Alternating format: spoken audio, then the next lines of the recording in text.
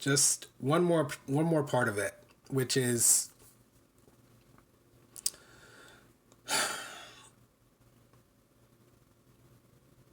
it's definitely something I've been struggling with lately, personally. You know, what happened? You know, I asked you to send me the Amazon link to your book, right? And I bought 3 copies right then and there, right? Thank you. Thank you. Because that's how I operate. You know, like I'm not really a talker type person despite having a talk show. You know, I'm definitely a man of action for sure. Like if I talk about something, I'm already doing something about it or I've already done something about it. You know, that's just the kind of person that I am, and it's something that I really want to mentor other young men to think about taking on that kind of mindset and value. I think there's almost nothing more empowering for a man, actually, I think. And so, you know, I think it's something that's missing. I'm noticing it with my students. Sorry, random aside. I know that's not what we came here to talk about either, but like No, it no, no, just no, came into no, my no, mind no. because you mentioned it. You know, I agree with you because, you know, if I could just extend where you're struggling at, because I got the same, maybe we share the same plight. And that's we're in an age right now where communication through thumbs is is is the norm. And we've gotten away from action. And then I say this, I had some, you know, me and my buddies, when we're talking about some things and we're discussing some things, you know, imagine a time when, let's just say, Malcolm um, was at home contemplating, right? But he was so distracted by social media, he never got the opportunity to put action behind his thoughts. I think that's where we are today. You know, we have people so distracted with social media. I'm not saying it's bad. I'm not saying it's good. It's just my opinion. I think we're so distracted and believing that if I type Black Lives Matter, I'm doing my part. I'm acting. I'm engaging. And to a certain extent, you are. But to your point, the tangible physical activity is now like this lost art, right? The only time we protest and march is if we get murdered, and that has to be like sensationalized. You know, we're still underpaid as a Black community. We're still underpaid. The intersectionality of Black women, they're still even further behind. So when are we going to march on that? When are we going to put our collective energy and action and walk and talk together? So no, I agree with you, and I understand that, because it's like, what are we doing? Are we just now? Are we a community of microphones? You know, We're Americans. We're Americans. And that's part of the problem. So, yeah, I mean, like, I think that's the best way of saying it right now. Like, I mean, it's just that's a perfect. lot of us have been trained to think as individuals, to think of ourselves as individuals walking around untethered to anything and anyone else except for our country. And a lot of people, it's appealing to them. And it's Yes. unfortunate because, I mean, that's something that we're going to have to contend with now. I mean, it's going to become easier to contend with, I think, as things get progressively worse in this country, which is good. I mean, we're in a rapid decline right now, so, I mean, I don't think that's going to slow down. If anything, it's going to accelerate. So, I mean, for me, I'm not that worried about it because I'm like, I mean, eventually the fire is going to get hot enough. And so, Mm-hmm. I mean, Mm-hmm. that's unfortunately the thing that we can count on. Mm-hmm. so, um, so it's, I kind of just, I'm just disappointed being at this stage of kind of human conflict that we're at right now and looking around and just seeing people not choose community, not choose solidarity within the Black community and outside of it. It just shows the power of America and American propaganda. It is so powerful. And and I feel like in conversations about race, we too often just gloss over that and gloss over the generations that this country has had to perfect, specifically a racialized propaganda. Yes. And that's why one of the reasons why I really appreciated your book so much and what you had to say in your book, because, and everyone, I'm gonna put the Amazon link in the chat if you guys want to check it out. I Fit the Description is the title. And that's what really kind of resonated with me when I read it. I was just like, the directness with which you talk about the negative associations, cultivated, carefully constructed, diabolically, malevolently attached. I just appreciated that directness so much. And I think it also shows that even there is so much that we can do to counteract it. And all we have to do is make the choice. All we have to do is make the choice. And that's why I was bringing it up. It's so frustrating not watching people make the choice, watching people stand in complacency, like you said. But why don't you tell everybody from your perspective about the book, bro? So thank you for that. I love that word diabolical. That is, I have made this statement to a group of predominantly white folks. And I said the plot of property owning white men in the 1600s, in the 1700s, is pure evil genius. And some clown was like, well, how can you be an evil genius, And I was like, well, I'll let you, since you want to ask me that question, I'm just going to turn around and let you answer that question, because obviously you don't understand. So the book, I Fit the Description, to your point, it needed to be in your face. It needed so I want to make sure that we understand. My point of view is this. I'm done with safe conversations. Safe conversations are why we are still here where we are, chasing the same money, or the same worth, I should say, as the white community. This is the reason safe conversations, we still don't have the privilege to sit back and be so nonchalant and oblivious to our kid going out to the store without him being murdered accidentally because he fits the description. I want that privilege. I want that privilege. I want that privilege to hear a siren go off and not wonder where's my son's at? Where's my daughter at? So since 2019, every word, I like to believe, I have written or I have said out loud is purposeful.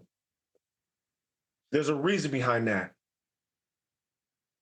When hatred and evil show up,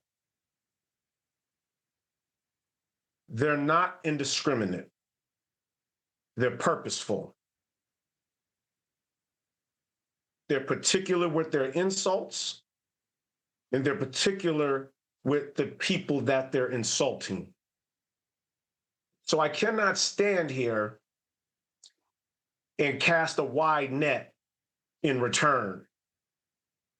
The only way to move forward is to have real conversations. And in those real conversations, we're going to have specific and purposeful words directed at somebody. So when I Fit the Description, I needed it to hit your heart immediately. Immediately. You don't need to read the book, because if you're Black, you already know what I'm talking about. I fit the description. If you're not Black, you know what I'm talking about. I fit the description.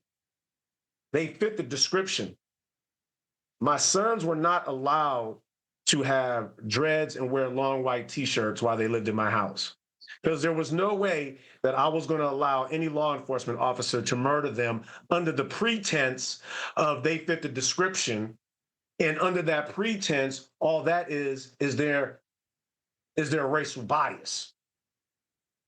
So that was the purpose for the title. And I hope the purpose for the title moved you in such a way that it made you cringe almost. That it made you cringe.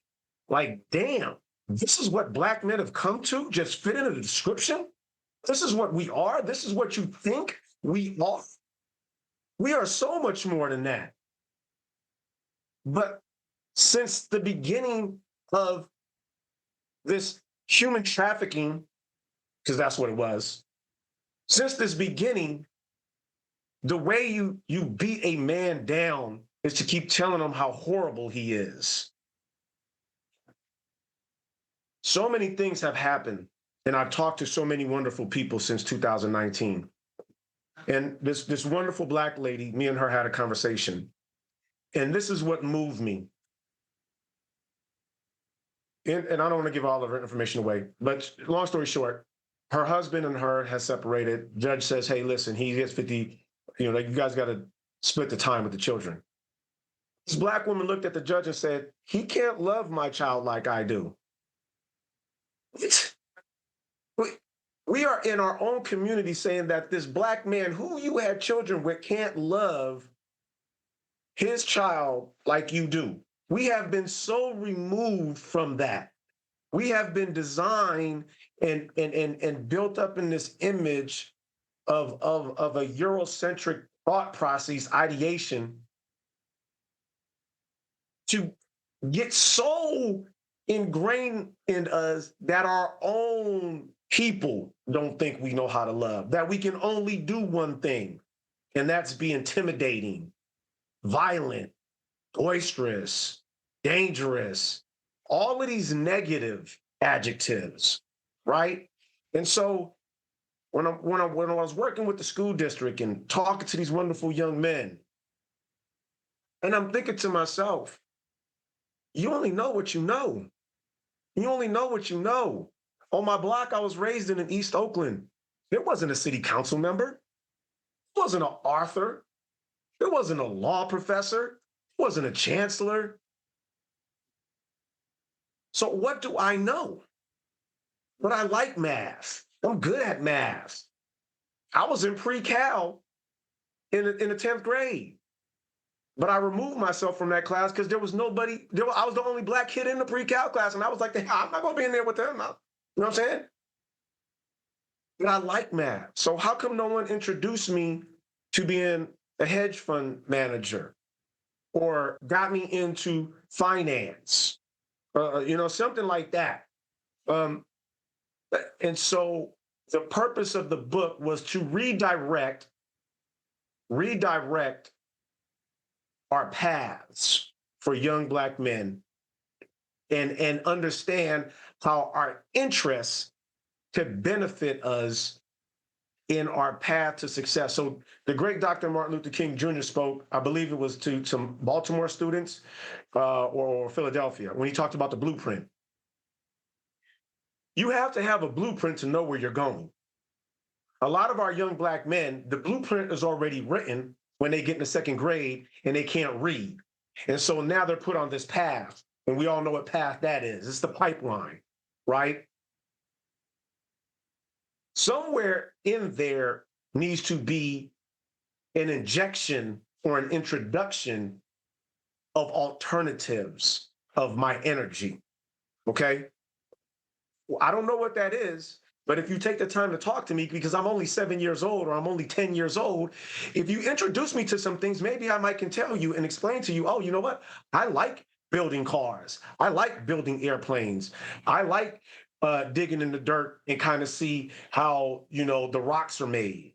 But if I'm never given that opportunity, and you take my culture identity and some of the things we do in our culture, and then immediately put me out of class, You've never given me the opportunity to, one, feel welcome, one, to want to share with you some of my dreams and some of my goals.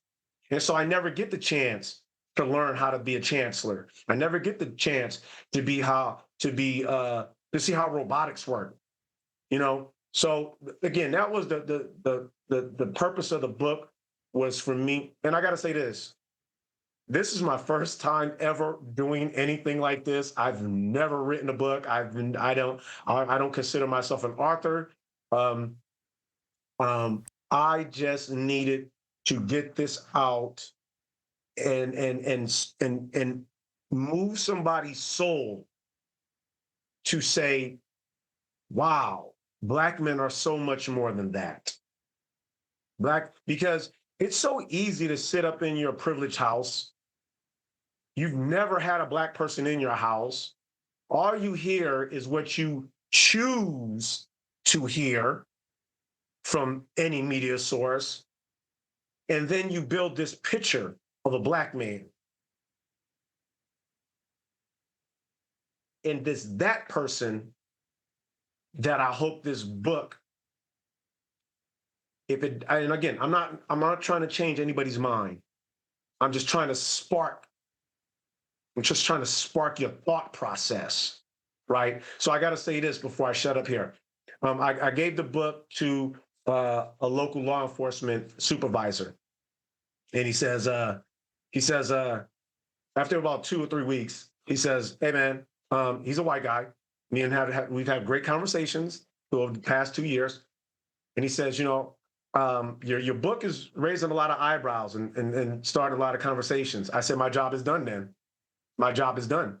I'm not trying to change no one's mind, but if Officer A enters into a scenario and my book caused him a brief moment of reflection before he decides to take any action in this specific scenario, then I've done my job. The book has done its job, right? I'm not trying to change this person. I'm not trying to change his personal beliefs. I just want someone to stop and think and pause and go, oh, okay, maybe I don't rush in with my hand on my gun. Maybe I try de-escalation, because maybe this young Black man that I see has dreads, pants are sagging, but maybe he has a future in something. And if that's what my book can do, then I've served my purpose, and I'm a happy person, sir. Oh man. Well, I'm gonna give you more than that, bro. Okay, first of all, you said I don't consider myself an author. You are an author, brother. You are now a published author with some sales under your belt, so you better get used to it. All right. Thank you. You fit the description of an author, sir. Touche. Thanks for watching. For access to the full-length conversation and all of the 2-hour-long unedited conversations that I've had on race, click the support link in the description below. Thanks for your support, and see you next time.